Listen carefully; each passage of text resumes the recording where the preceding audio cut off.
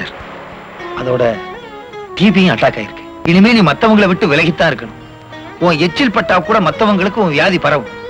அப்படின்னா இனிமே நீ குழந்தைகளுக்கு முத்தம் கொடுக்க கூடாது. நீ உபயோகப்படுத்துற பாத்திரத்தை மத்தவங்க உபயோகப்படுத்த கூடாது. சுருக்கமா சொன்னா நீ பெண்களோட பழகவே கூடாது. ஆமா, நான் தெரியாம தான் கேக்குறேன். கல்யாணத்துக்கு முன்னால நாம 2 பேரும் ஒன்னா தானே இருக்கோம். நான் தானே உங்களுக்கு சமைச்சு போடுறேன், நான் தானே உங்களுக்கு துணியை துவைச்சு வைக்கிறேன், நான் தானே உங்களுக்கு முதுகு தேய்ச்சி விடுறேன். இதுக்கு மேல கல்யாணத்துக்கு அப்புறம் நான் என்ன உங்களுக்கு புதுசா செய்யணும்?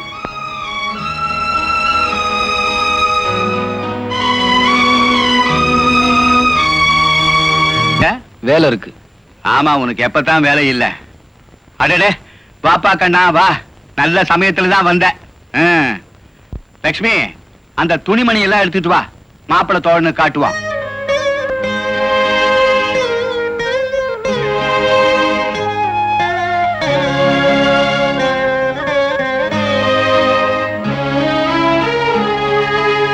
அதெல்லாம் எதுக்கு மாமா? உங்களை எனக்கு தெரியாது. நீங்க எது செஞ்சாலும் சரியா தான் இருக்கும். இந்த உதாரணம் தானே வேணாங்கிறதே. அப்புறம் நீ தாய் தகப்பன் இல்லாத தங்கச்சி மகனை ஏமாத்திட்டேன்னு ஊர் பூரா சொல்லி திருவே. உன்னை பத்தி எனக்கு தெரியாதா? வாசப்படியில குனிஞ்சு வருவே, வந்த உடனே நிமிந்துக்குவேன். கொண்டா கொண்டா, உட்காருங்கப்பா பெரிய மனுஷங்களா, உட்காருங்க. அட உட்காருப்பா. இந்தா, இது கல்யாணத்துக்கு வாங்கியிருக்கிற வேஷ்டி, இது சட்டை, இது பொண்ணுக்கு புடவை. மாப்பிள்ளை தோழா, இது உனக்கு வேஷ்டி, சல்லுன்னு கல்யாணத்துக்கு கட்டிட்டு வந்துடணும். இதெல்லாம் நகை. இந்தாப்பா உனக்கு வாங்கி இருக்கிற மோதிரம். அட வாங்கித்தான் பாரு. எல்லாத்தையும் சொன்னப்பறம் தான் வாங்குவான்.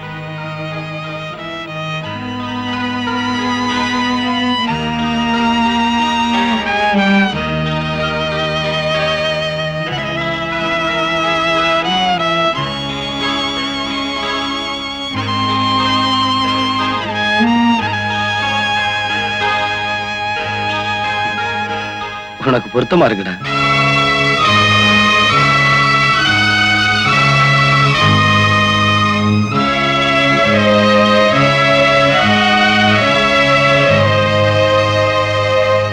யோ, இங்க பாரியா, இங்கயா? உங்ககிட்ட தான் வைத்தியம் பார்க்க அழகான பொண்ணெல்லாம் வரும்ல.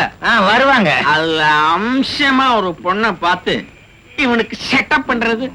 அடே, முடிவே பண்ணிட்டீங்களா நான் மாமான்னு? ஆமா, இதனாலதான் நான் யார்கிட்டையும் நெருங்கி பழகிறது இல்ல. ஊறுகாய் இதுல வச்சுட்டேன், வாயின்னு நினைச்சு. நானும் ஒண்ணு கேட்கணும். பொண்ணா? சந்தேகம். பதறிட்டேன்டா. ஏங்க, நான் எப்ப டாக்டர் ஆகுறத? நானே இன்னும் டாக்டர் ஆகல. தம்பி, நம்ம நிலம் சும்மா தானே இருக்கு. ஏன் நிலம்? உங்க நிலம். அந்த நிலத்துல கொஞ்சம் கொடுத்தீங்கன்னா ஏதோ சின்னதா 10 ஏக்கர்ல நான் ஒரு மாட்டாஸ்பத்திரி கட்டிக்குவேன்.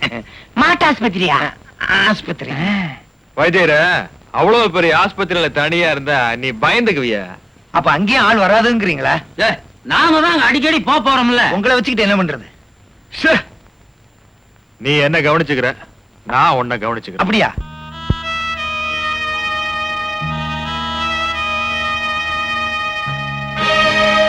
இன்னைக்கு நான் ஏமாற மாட்டேன். இலையை வைங்க. இதுல நீ சாப்பிட வேண்டாம். நான் இந்த இலையில சாப்பிடணும். சொன்னா கேடு, நீ சாப்பிடக்கூடாது. நான் சாப்பிடாம வேற யார் சாப்பிடுவா? கல்யாணி, என்ன பேச வைக்காத. என்னமோ யார்கிட்டயோ பேசுற மாதிரி வாயெல்லாம் மூடிக்கிட்டு உங்களுக்கு வேணா அது எச்சிலையா இருக்கலாம். அதுல சாப்பிடுற சுகம் எனக்கு தான் தெரியும். விடமாட்டே இல்ல? உண்மைய சொல்லிடுறேன். இது உன் முறப்பைய சாப்பிட்ட இலை இல்ல, ஒரு வியாதிஸ்தன் சாப்பிட்ட இலை. என்ன என்ன? ஆமா, எனக்கு பயங்கரமான வியாதி வந்திருக்கு.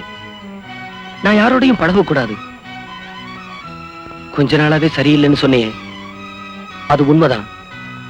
கொஞ்ச நாளாவே என் உடம்பு சரியில்லை. அதனாலதான் நான் விலகி போனேன். நீ நெருங்கி நெருங்கி வந்து நின்னப்பலாம். என் நெஞ்சுக்குள்ள நடந்த போராட்டங்கள் உனக்கு என்னன்னு புரியாது. இந்த விஷயத்தை நான் எப்படி சொல்றேன்னு தவிச்சுக்கிட்டு இருந்தேன். இன்னைக்கு தானாவே வழி பிறந்துருச்சு. கல்யாணி, நம்ம கல்யாணம் நடக்காது, நடக்கவும் கூடாது. என்ன சொல்றீங்க? சொல்றீங்க? என்ன நீ கட்டிக்கிட்டா உன் வாழ்க்கை பாழாயிடும். என்ன விளையாடுறீங்களா? உங்க இஷ்டத்துக்கு என்னென்னவோ பேசுறீங்க. என்னதான் பேசினாலும் நம்ம கல்யாணம் நடக்க போறதில்ல.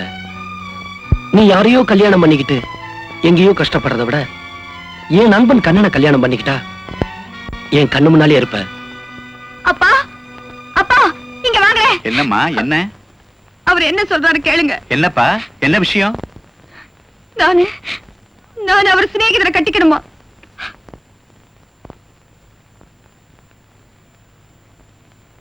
ஏண்டா அப்படியா சொன்ன? உனக்கு எப்படிடா மனசு வந்தது? இவளுக்கு நினைவு தெரிஞ்ச நாள்ல இருந்து இவெஞ்சில உன்னை தவிர வேற யாருமே இல்லையாடா? இவளை பார்த்தா அப்படி சொன்னேன். சொல்லுடா. மாமா, அடிச்சு கேட்கிற அளவுக்கு நான் என்ன தப்பு பண்ணுனேன்? என் ஆயுளுக்கு கம்மியான பிறகு நான் என்ன செய்ய முடியும்? என்னடா சொல்றேன்? அறுதலும் வேணாம், எனக்கு அத்தான் தான் வேணும். நாம கேட்கறது கொடுக்கறது இல்லன்னு ஆண்டவன் அடம் பிடிக்கும். அழாம இருக்க முடியும். என் நிம்மதியே போச்சு. படுத்தா தூக்கமே வர மாட்டேங்குது. தூங்குறது சுகத்துக்காக. நாம நிரந்தரமா ஒரு நாளைக்கு தூங்க போறோம் இல்லையா? அதுக்கு தினமும் ட்ரைனிங் எடுத்துக்கிறோம். மனசு திடப்படுத்திக்க. வா போலாம்.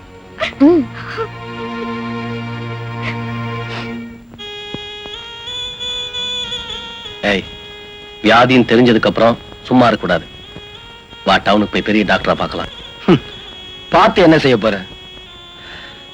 வியாதிக்கு மருந்து வாங்கலாம், விதிக்கு மருந்தே கிடையாது.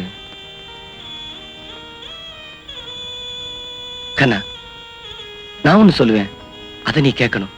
கேப்பியா? சொல்லுடா. நான் சொல்றபடி நீ கேப்பேன்னு சத்தியம் பண்ணாதான் நான் சொல்லுவேன். என்னடா புதுசா பேசுற? நீ எதை சொல்லி நான் எப்ப மாட்டேன்னு சொல்லியிருக்கேன்? முதல்ல சத்தியம் பண்ணு, அப்புறம் தான் சொல்லுவேன். சரி, செய்யறேன். கண்ணா, கல்யாணிய நீ கல்யாணம் பண்ணிக்கணும். ஆமாண்டா.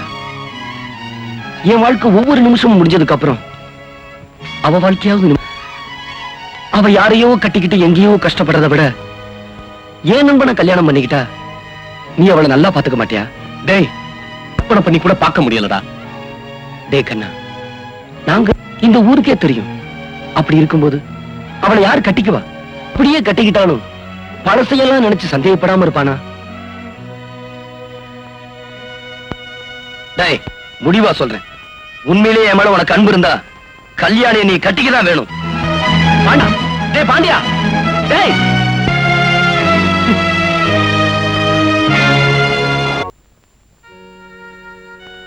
டேய், எந்த கப்பல்ரா கவுந்து போச்சுன்னு இப்படி கணத்துல கை வச்சு உட்கார்ந்து இருக்க? உன் வேலையை பாரு. எதுக்குடா அப்படி யோசிக்கிற? கல்யாணி என்ன நல்ல பொண்ணு இல்லையா? அவ நல்லவளா கெட்டவளாங்கிறத பத்தி எனக்கு கவலை இல்ல. அவளை கட்டிக்க போறது நான் இல்ல, பாண்டியன். அவனுக்கு தான் அந்த பாழா போன கடவுள் இப்படி ஒரு வியாதியை கொடுத்துட்டானே. டேய், பாண்டியன் தானடா உங்க ரெண்டு பேரையும் சேர்த்து வைக்கணும்னு ஆசைப்படுறான். சினைதனுக்கா இத கூட செய்யக்கூடாதா? சரின்னு சொல்லுடா. என் ராசா இல்ல, சரின்னு சொல்லுப்பா. இனி அழுது என்னமா பிரயோஜனம்? ஆண்டவன் தான் சோதிச்சுட்டானே. எவ்வளவோ ஆசையா இருந்தேன், எல்லாத்துலயும் மண்ண அள்ளி போட்டுட்டான் அந்த ஆண்டவன். இது பாருமா, கண்ணனை கட்டிக்க சொல்லி நாங்களா உன்னை வற்புறுத்துறோம். உங்க அத்தான் தானே. அவர் சொன்னா நான் கட்டிக்கணுமா என்ன? மனசு என்ன ஜாக்கெட்டா? நினைச்ச உடனே மாத்திக்கிறதுக்கு.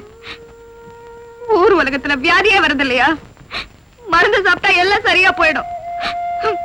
எத்தனை வருஷம் ஆனாலும் நான் என் அத்தானை தான் கட்டிக்குவேன்.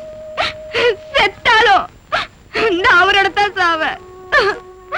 பாருமா, எந்த காரணத்தை கொண்டும் பாண்டியன் உன்னை கட்டிக்க மாட்டேன்னு சொல்லிட்டான். நீயும் அவனை தவிர வேற யாரையும் கட்டிக்க மாட்டேன்னு சொல்ற. சரி, உங்க இஷ்டம், என்ன வேணும்னாலும் செய்யுங்க. ஆனா ஒண்ணு மட்டும் சொல்றேன், அவனை வியாதிஸ்தனாகவும் உன்னை வெறுங்கழுத்தோடவும் எங்களால ரொம்ப காலம் பார்த்துக்கிட்டு இருக்க முடியாது. அப்பா அம்மா செத்தாலும் பரவாயில்ல நீ நினைச்சேனா உன் பிடிவாதத்தை நீ தளர்த்திக்க வேணாம்.